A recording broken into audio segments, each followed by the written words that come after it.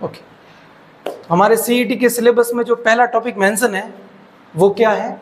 भौतिक व रासायनिक परिवर्तन। इसी को अपन पढ़ेंगे छोटी क्लासों में, छोटी मतलब 9 और 10 कक्षा में आपने पढ़ा होगा इन दोनों के बारे में। तो जब अपन किसी कॉम्पिटिटिव एग्जाम की तैयारी कर रहे हैं ना, तो हम पास होने के लिए नहीं पढ़ रहे हैं केवल, या फिर कक्षा 9 से 10 में जाने के लिए नहीं पढ़ रहे, या हम कई बच्चों को पीछे रखने के लिए पढ़ रहे हैं। तो हर एक शब्द को ढंग से समझना बहुत ज़रूरी है, क्योंकि एमसीक्यू टाइप के क्वेश्चन के अंदर कहीं पर भी कुछ भी पूछा जा सकता है। इसलिए हम सारी चीज़ों को, अगर हमें पता भी है फिर भी हम उसे ऐसे मान के चलेंगे कि हमको कुछ नहीं पता है, ताकि हम उसको बेहतर ढंग से समझ सकें। ठीक है, तो हम पहले चैप्टर से शुरुआत करते हैं। जैसा कि इस नाम से स्पष्ट है, भौतिक व रासायनिक परिवर्तन, तो हम किसके बारे में अध्ययन कर रहे हैं? परिवर्तन। किसी वस्तु की अवस्था में परिवर्तन होना ही क्या होगा? या तो भौतिक या फिर रासायनिक परिवर्तन। ठीक है ना? तो जैसा कि सबसे पहला इसका जो प्रकार दे रखा है वो कौन सा है? भौतिक परिवर्तन। तो भौतिक परिवर्तन के बारे में देखिए जरा, कि पदार्थ की अवस्था बदलने के लिए दो भौतिक राशियों की आवश्यकता होती है। पहला है ताप और दूसरा है दाब। इसको थोड़ा ढंग से समझो। देखिए, कोई भी वस्तु अपनी आकृति बदलेगी, अपना साइज बदलेगी, अपना गुण बदलेगी, उसके लिए जो आधार होंगे वो आधार किससे तय होंगे? या तो ताप से या दाब से। आप इमेजिन कीजिए कि आपने एक लोहे का टुकड़ा लिया और उसने आपको उसको आपने पीटा, उस पर आपने चोट लगाई। तो जब आप उस पर चोट लगाते हो ना, तो आपके द्वारा लगाए गए बल की वजह से उसके अंदर ताप उत्पन्न हुआ। क्या उत्पन्न हुआ? ताप उत्पन्न होने की वजह से उसके अणु जो थे वो आसानी से अलाइन हो सकते थे, मतलब एक दूसरे के साथ किसी भी अवस्था में, मतलब जिस दिशा में बल लग रहा है उस दिशा की तरफ वो फैल सकते थे। तो हमने कील को पीट कर मान लीजिए एक शील्ड जैसी शेप बना दी, तो वो भी किसकी वजह से आया? ताप की वजह से। इसी तरह से हमने पानी को गर्म कर दिया, तो जैसे ही उस पर ताप लगाया तो वो क्या हो गया? वाष्पित हो गया। तो द्रव अवस्था से वो किसमें बदल गया? वाष्प अवस्था में, यानी गैसीय अवस्था में बदल गया।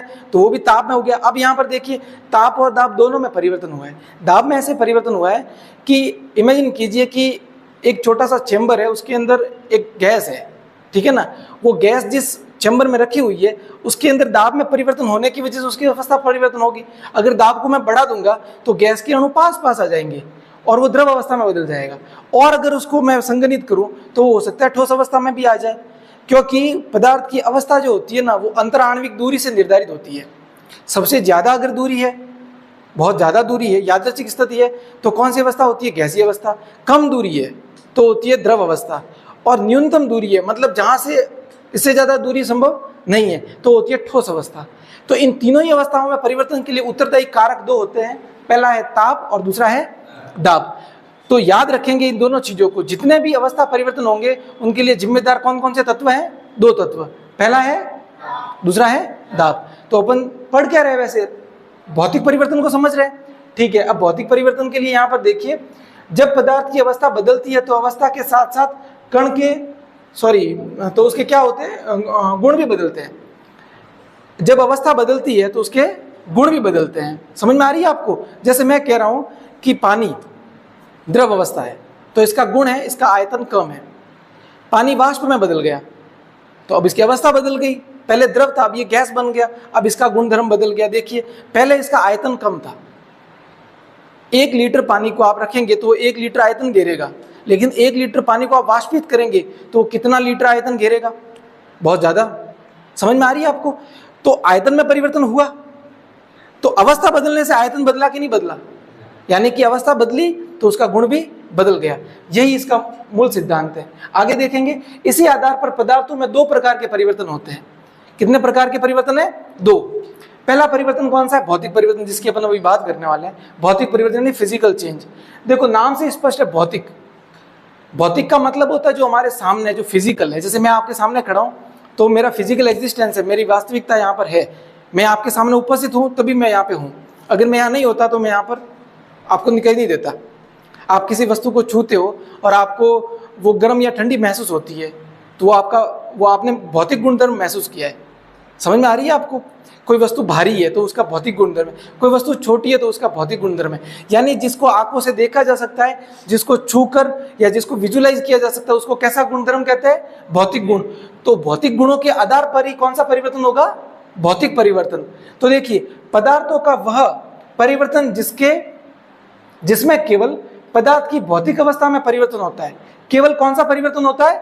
भौतिक परिवर्तन, यानी केवल भौतिक अवस्था बदलेगी। अब भौतिक अवस्था कौन कौन सी होती है, आप जरा सोचिए। भौतिक अवस्था का तात्पर्य यहां पर क्या है कि पहली तो है अवस्था, ठीक है ना, और दूसरा है आकार। जैसे मान लीजिए एक कागज का टुकड़ा है आपके पास, या फिर आप मान लीजिए कि आपने एक छोटे बच्चे को 500 का नोट दिया और उसने नोट को फाड़ दिया, तो बताओ कौन सा परिवर्तन हुआ? भौतिक परिवर्तन। कागज पहले भी था, कागज अब भी है, अब उसने कागज के 2 टुकड़े कर दिए। तो 2 टुकड़े, तो पहली बात तो ये कि अब ये 2 इकाई बन गई, पहले 1 इकाई, जब ये कितनी इकाई बन गई? 2। अब मेरे पास 2 टुकड़े हैं, तो पहले तो उसकी भौतिक अवस्था में यानी कि उसके गुणधर्म में परिवर्तन हुआ, एक तो उसकी संख्या बढ़ गई, दूसरा क्या? आकार में परिवर्तन हो गया। पहले 1 यूनिट बड़ा आकार था, अब 2 अलग अलग यूनिट है और छोटे छोटे आकार बन गए, तो उसकी भौतिक अवस्था परिवर्तन हुई। तो भौतिक परिवर्तन में कौन से गुणधर्म बदलेंगे? भौतिक गुणधर्म। आगे देखिए क्या कह रहा है, पदार्थों में भौतिक अवस्था में परिवर्तन होता है परंतु रासायनिक गुणधर्मों में कोई परिवर्तन नहीं होता है। इसी नोट वाले एग्जाम्पल में आप इसको क्रॉस चेक कीजिए। रासायनिक गुणधर्म क्या बदला? कागज जो एक सेल्यूलोज का बना हुआ है, किससे बना हुआ है? सेल्यूलोज का। तो पहले भी उसका जो केमिकल स्ट्रक्चर था वो सेल्यूलोज का था, अभी भी वो उसी का है। क्या उसके रासायनिक गुणधर्म में कोई अंतर हुआ? कुछ नहीं। आप इमेजिन कीजिए, पानी, बर्फ और वाष्प, इन तीनों अवस्थाओं में आप क्या देखते हो? तीनों का रासायनिक सूत्र H2O ही है। तीनों ही अवस्था में उसका रासायनिक सूत्र क्या है? H2O। लेकिन अवस्थाएं देखिए, पहली है मैंने कहा पानी यानी कि द्रव अवस्था, दूसरी का मैंने बर्फ यानी ठोस अवस्था, और तीसरी का मैंने गैस यानी कि वाष्प अवस्था। वाष्प को मैं गैसीय अवस्था भी कह सकता हूं। समझ में आ रही है ना? तो इन तीनों अवस्थाओं में मैंने क्या देखा कि भौतिक गुण बदले ना, आयतन अलग अलग हो गया, उसकी अंतराण्विक दूरियां बढ़ गई, भौतिक गुणधर्म बदले, लेकिन रासायनिक गुणधर्म एज इट इज है। अभी भी उसका फॉर्मूला H2O ही है। समझ में आ रही है बात? अभी और उदाहरणों से अपन उसको और अच्छे से समझेंगे। फिलहाल आप इन दोनों एग्जाम्पल को समझ चुके हो, आगे चलते हैं। यानी कि रासायनिक गुणधर्म जो है वो परिवर्तित नहीं होंगे, और परिवर्तन में लगाई गई भौतिक राशि जैसे ताप या दाब हटा दी जाए तो पदार्थ पुनः प्रारंभिक अवस्था में लौट आता है। यानी कि जिस कारक से, जैसे मैंने आपको बताया कौन कौन से 2 कारक होते हैं परिवर्तन के लिए? ताप और दाब। तो उस कारक को अगर मैं हटा दूं तो वापस वो उन्हीं अवस्था में आ जाएगा। समझ में आ रही है बात आपको? क्लियर है बिल्कुल ही? तो उसे अपन क्या कहेंगे? भौतिक परिवर्तन। जैसे मैं कहता हूं कि आपने पानी को ठंडा किया 0 डिग्री सेल्सियस या फिर उसके नीचे ताप पर, तो आपने देखा कि पानी जो द्रव अवस्था में था वो ठोस अवस्था में बदल गया। तो आपने कौन सा कारक यूज किया है? ताप, यानी कि ताप का मान आपने कम कर दिया। तो पहले जो था, जैसे मान लीजिए पहले 25 डिग्री सेल्सियस टेम्परेचर था, या 0 से ऊपर कोई भी तापमान था जो आप चुन लीजिए, फिर हमने क्या किया? तापमान को कम कर दिया, यानी ताप में परिवर्तन किया ना, इस कारक को मैंने उत्तरदायी बनाया है, तो ये बर्फ बन गया, यानी कि इसकी अवस्था बदल गई। अब मैं क्या करता हूँ? वापस इसको मैं हटा देता हूँ या इसको रिवर्स करता हूँ। जो ताप 0 से मैंने कम पे लाया, मान लीजिए -4 डिग्री पे लाया है, इस -4 को मैं बढ़ाते बढ़ाते वापस 25 पे ले जाता हूँ, तो 0 से क्रॉस करते ही वापस वो क्या बन जाएगा? द्रव। तो इसी जो उत्तरदायी कारक है, इसको मैं कम या ज्यादा करूं तो उसी वापस अवस्था में मैं पहुंच सकता हूं, नहीं पहुंच सकता हूं? समझ में आई बात आपको? जैसे आपने एक सोने का टुकड़ा लिया, उसने आपने उसको गर्म किया और उसको पिघाल दिया, तो वो ठोस से बन गया द्रव। अब वापस आपने उसको गर्मी देना यानी कि ताप देना बंद कर दिया, तो जो वो धीरे धीरे क्या हो जाएगा? वापस ठोस बन जाएगा। वो ठोस क्यों बना? क्योंकि जो उत्तरदायी कारक था यानी कि ताप, आपने उसको रिवर्स कर दिया, उसको वापस हटा दिया, तो वो जिस अवस्था में वो था, जो उसकी मूल अवस्था थी, उसमें वो वापस आ चुका है। तो इससे एक बहुत इंपॉर्टेंट बात पता चलती है जो हमने को पुरानी कक्षाओं में हमको इतनी ढंग से पता नहीं थी। यानी कि जो उत्तरदायी कारक है वो जो कि 2 हो सकते हैं, या तो ताप या दाब। इनको अगर मैं रिवर्सिबल और इरिवर्सिबल प्रोसेस में देखूं, जिस कारक को मैंने लगाया है उसको मैं वापस हटा दूं या उसी रास्ते को पीछे की तरफ फॉलो करूं, तो वो अवस्था मुझे वापस प्राप्त हो जाएगी जो पहले थी। बात समझ में आ रही है कि नहीं आ रही है आपको? तो ये भौतिक परिवर्तन है। समझ में आ रही है बात आपको? ठीक है ना। तो पदार्थ पुनः प्रारंभिक अवस्था में लौट आता है। उदाहरण के तौर पे देखिए, सोने या अन्य धातु का पिघलना। किसी धातु का आप पिघलाओगे तो देखो वहां पर अवस्था परिवर्तित हो रही है। देखिए मैं आपको एक गोल्डन रूल बताता हूँ। परीक्षा में आपको एक प्रश्न दिखाई दे और आपको पूछे कि यहाँ पर कौन सा परिवर्तन हो रहा है, तो बस आप इसको दिमाग में, इसकी मूल बातों को, कीवर्ड को याद रखिए। पहले तो क्या उसमें अवस्था परिवर्तन देखना है। अवस्था 3 होती है, ठोस, द्रव और गैस। क्या बदल रही है? अवस्था नहीं देखते हो तो उसके आकार देखो, आकार में परिवर्तन हो रहा है कि नहीं हो रहा है। जैसे मैंने कहा कागज को आपने फाड़ दिया, पहले भी वो ठोस था, अभी भी वो ठोस है, लेकिन आकार में परिवर्तन हुआ कि नहीं हुआ? वैसे देखा जाए तो वाष्प अवस्था है ना, वो भी द्रव अवस्था ही है। वाष्प में क्या होता है, ड्रॉपलेट जो होते हैं H2O के, वो दूर दूर चले जाते हैं ना, लेकिन उसका जो मेन स्ट्रक्चर है वो तो H2O ही है। तो अवस्था में परिवर्तन का मतलब क्या हो, उसकी अंतराण्विक दूरी बढ़ा दी हमने। तो ध्यान रखेंगे जब भी अपन अवस्था की भौतिक परिवर्तन की बात करें तो उसको चेक करने का सबसे पहला जो कीवर्ड होगा वो क्या होगा, अवस्था परिवर्तन। हम ये देखेंगे कि अवस्था परिवर्तन हो रही है कि नहीं हो रही है। यहाँ चेक करते हैं, सोने या अन्य धातु को जब अपन पिघलाते हैं तो क्या अवस्था परिवर्तन होती है? बिल्कुल होती है। हम चेक करके देखते हैं। जैसे मान लीजिए हम लेड लेते हैं, शीशा, जो कि आसानी से पिघल जाता है कम तापमान पे भी, है ना। तो हमने शीशा लिया, शीशे को हमने थोड़ा सा गर्म कर दिया तो वो पिघल गया। तो पहले वो ठोस था, अब वो द्रव बन गया। तो अवस्था परिवर्तन हुई, इसका मतलब भौतिक परिवर्तन। दूसरा, लोहे का चुंबक बनना। देखिए अब यहाँ अवस्था परिवर्तन नहीं हो रही है, लेकिन गुणधर्म बदल रहा है कि नहीं बदल रहा है?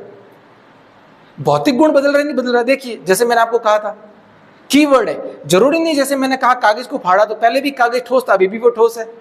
तो वैसे यहाँ देखो, लोहे का चुंबक बनना, लोहा पहले भी ठोस था, अभी भी वो ठोस है। चुंबक बनने के बाद भी वो क्या है, ठोस है। लेकिन ये परिवर्तन कैसा है, भौतिक। क्यों? क्योंकि इसके भौतिक गुणधर्म बदल गए। मैंने कहा था भौतिक गुणधर्म वो है जिसको अपन चेक कर सकते हैं आंखों से, छूकर, फिजिकली। तो बताओ, लोहा है तो लोहे को मैं दूसरे लोहे से टच करके देखता हूं तो उसके नहीं चिपक रहा है। लेकिन लोहा जब चुंबक बन गया और फिर मैं दूसरे लोहे से उसको टच करके, दूसरे पीस से टच करके देखता हूं तो वो उस पर चिपक रहा है। तो उसमें एक विशेष भौतिक गुणधर्म आया कि नहीं आया? तो जिसको मैं महसूस कर सकता हूं। पहले जब मैं इसको लोहे को टच करके वापस खींच रहा था तो मुझे ज्यादा बल लगाना नहीं पड़ रहा था, लेकिन जब वो चुंबक बन गया है तो उसको खींचने में मुझे ज्यादा मशक्कत करनी पड़ रही है। इसका मतलब उसकी भौतिक अवस्था में कुछ विशेष गुणधर्म आए हैं। इसका मतलब कैसा परिवर्तन, भौतिक परिवर्तन। समझ में आ रही है बात? ये बहुत इंपॉर्टेंट है। जरूरी नहीं अवस्था ही बदले, अवस्था बदलना एक महत्वपूर्ण कारक है, लेकिन केवल वो हो ऐसा नहीं है। ठीक है। उसके बाद देखिए, संघनन, आसवन और ऊर्ध्वपातन, ये सभी किससे संबंधित है? अवस्था परिवर्तन से। संघनन का मतलब है जम जाना, वाष्प का द्रव में बदलना, वाष्प का द्रव में बदलना। जैसे मैं आपसे क्वेश्चन पूछता हूं कि आप एक ठंडे बोतल को या ठंडे पानी के ग्लास को रखते हो अपनी मेज पर, तो थोड़ी देर बाद देखते हो बाहर की तरफ है ना पानी की बूंदें जम जाती है।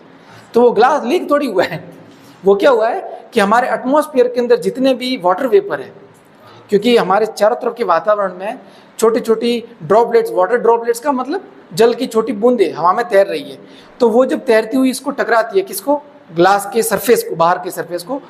तो क्योंकि उसका तापमान कम है तो कम तापमान पे वो क्या हो जाती है? संघनित, और वो द्रव अवस्था में बदल जाती है, जो कि पहले किस में थी? वाष्प अवस्था में। तो हवा में तैरता हुआ जो वाष्प है वो किस में बदल जाता है? द्रव में। उसको अपन संघनन कहते हैं। तो देखो संघनन में क्या हुआ है, पहले थी वाष्प अवस्था, अब वो होगी द्रव अवस्था। समझ में आ रही है बात? इसी तरह से आसवन, ये भी इसी तरह का परिवर्तन है, और ऊर्ध्वपातन, ये भी इसी तरह का परिवर्तन है। इन तीनों में अपन देखते हैं तो क्या परिवर्तन हो रहा है? अवस्था परिवर्तित हो रही है। क्या परिवर्तित हो रही है? अवस्था। उसके बाद देखिए, मोमबत्ती के मोम का पिघलना, ये मैंने इसलिए लिखा है, ये एग्जाम में कई बार पूछा गया है। इसको थोड़ा वापस से ध्यान से देखेंगे और क्रॉस चेक करेंगे। मोमबत्ती के मोम का पिघलना, मोमबत्ती किस अवस्था में थी? ठोस, पिघल गई, किस अवस्था में आ गई? द्रव। तो अवस्था परिवर्तन हुई, तो यानी कि टिक कर लो, कौन सा परिवर्तन? भौतिक। अब यहां पर एक, वैसे अभी वो पढ़ाने से पहले आपको बता रहा हूं, क्योंकि मैं रासायनिक परिवर्तन जब आपको पढ़ाऊंगा तो आपको अच्छे से समझ में आ जाएगा, लेकिन फिर भी फर्दर नॉलेज को यहाँ क्रॉस चेक करने के लिए बता रहा हूं। मोमबत्ती का जलना रासायनिक परिवर्तन है, लेकिन मोमबत्ती का पिघलना भौतिक परिवर्तन है। तो जो परीक्षा में प्रश्न आए उसकी भाषा पे थोड़ा ध्यान दीजिएगा। मोमबत्ती का जलना रासायनिक परिवर्तन है। क्यों? क्योंकि जब मोमबत्ती जलेगी तो नया उत्पाद बनेगा, कार्बन डाइऑक्साइड गैस बनेगी, कार्बन मोनोऑक्साइड गैस बनेगी, और कार्बन के कण जो होंगे जिसको राख कहते हैं, सुत, वो भी हवा में बिखर जाएंगे। तो नई उत्पाद प्राप्ति की जो प्रक्रम होता है उसको अपन रासायनिक परिवर्तन कहते हैं, जो आगे देखेंगे अपन। तो इसको थोड़ा ध्यान रखिएगा। मोमबत्ती का पिघलना यदि पूछा जाए तो भौतिक परिवर्तन होगा। समझ में आ रहा है सबको? क्लियर है? भौतिक परिवर्तन के जो गुण हैं उसके बारे में अपन देख रहे हैं अभी।